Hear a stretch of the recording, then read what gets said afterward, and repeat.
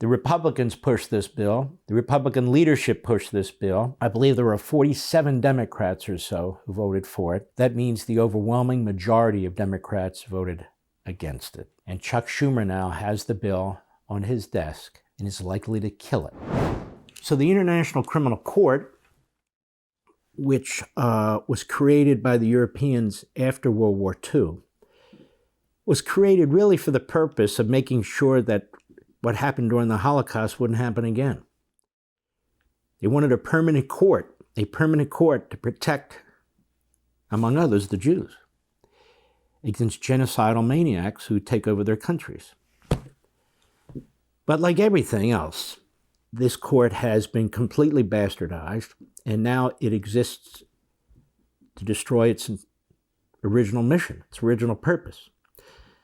And so you have these governments like South Africa, which is thoroughly anti-Semitic, loaded with Jew haters at the top, and others, even the PLO, who bring these complaints to the prosecutor, the chief prosecutor of the International Criminal Court, who then looks them over and makes a decision. Now, that prosecutor is supposed to, at a minimum, at least appear to support some kind of due process, unlike what took place in the Manhattan courtroom against Donald Trump. But this is now becoming a problem in our country and all over the world with so-called Western societies. So this International Criminal Court, to cut to the chase, issues a criminal arrest warrant against Benjamin Netanyahu, the Prime Minister of Israel, against the Minister of Defense, Gallant, and against others in the senior leadership of the war effort against Hamas.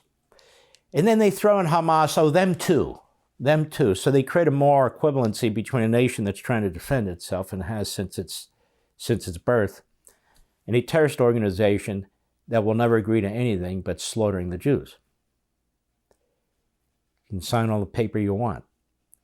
And so this International Criminal Court has decided now that the Jews and their elected democracy are equivalent to what you saw about Hamas, terrorism, and slaughter, Islamists. I fervently believe that Joe Biden and Anthony Blinken were behind this, but at a minimum, they could have prevented this. The United States has an enormous amount of clout over there. In fact, it's with the blessing of Biden and Blinken that chief prosecutor was the one who was appointed by the court. And when they were asked about rumors that took place before they actually issued or were preparing to issue their criminal warrants, you might recall the spokesidiot for Joe Biden said, "We don't interfere with the due process activities of a court."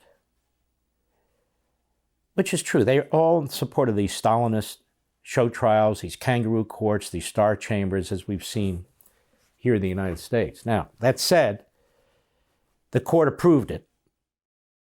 And so now we have that.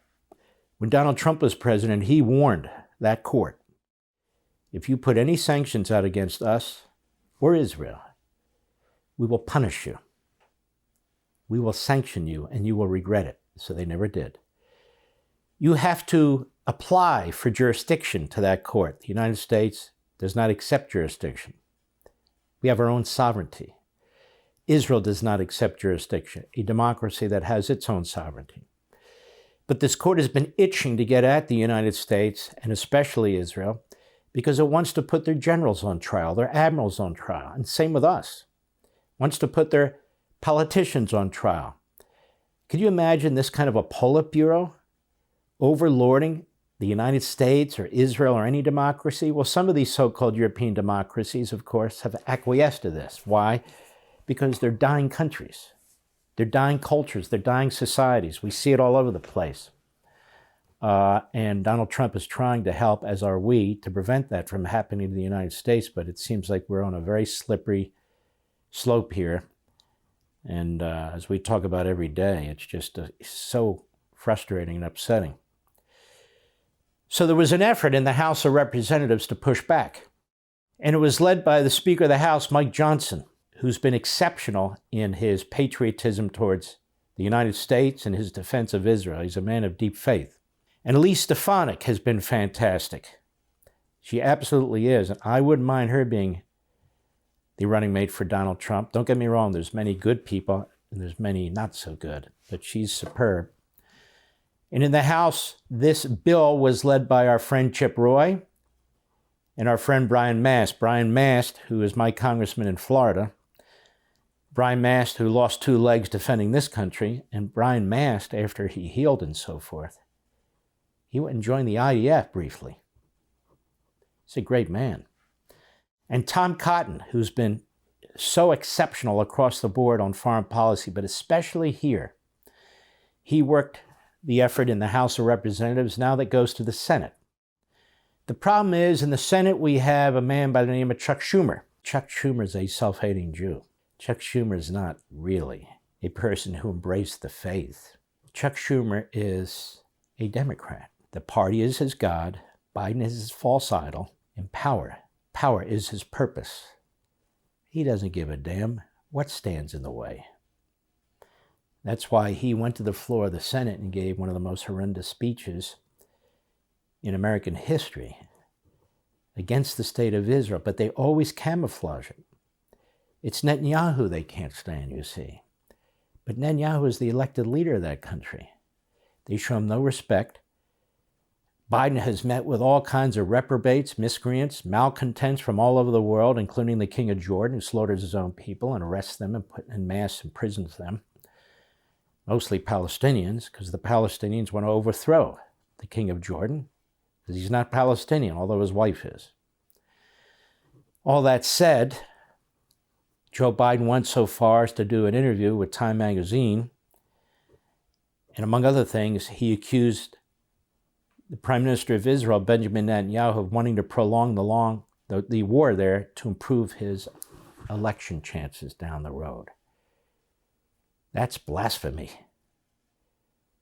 That country is suffering. It's suffering today. Missiles are being fired into that country from Hezbollah, paid for by the United States of America via Iran. Hezbollah is a creation of Iran. Hamas is being funded by Iran, Qatar, all these countries that Biden and Blinken have sold out to. You don't even know the name of the man who leads Qatar because they never mention the person, the king. They never mention Khomeini in Iran. They never condemn him, do they?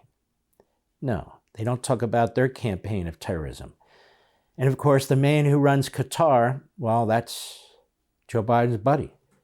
His brother brother James, was doing businessmen, or wanted to do business with businessmen in Qatar, because this is who helps fund the Biden crime family, our enemies, China, Russia, Qatar, you name it.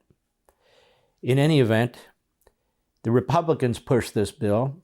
The Republican leadership pushed this bill. I noticed 2 Republicans voted present. I don't know who they are. I can guess right off the top of my head. But all other Republicans voted for it. I believe there were 47 Democrats or so who voted for it. That means the overwhelming majority of Democrats voted against it. And Chuck Schumer now has the bill on his desk and is likely to kill it, because you need 60 votes to overcome a procedural filibuster vote.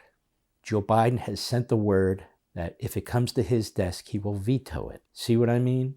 Out of one side of his mouth, he condemns us. Outrageous what this court did. Out of the other side, he protects it. Out of one side of his mouth, he says October 7th was horrendous. He goes to Israel. I'm the only president to go to Israel. But out of the other side of his mouth, he trashes Israel, its military, and their ability to defend themselves, while he is sold out to the Islamo-Nazi regime and its surrogates. For all this and much more, sign up for LEVIN TV.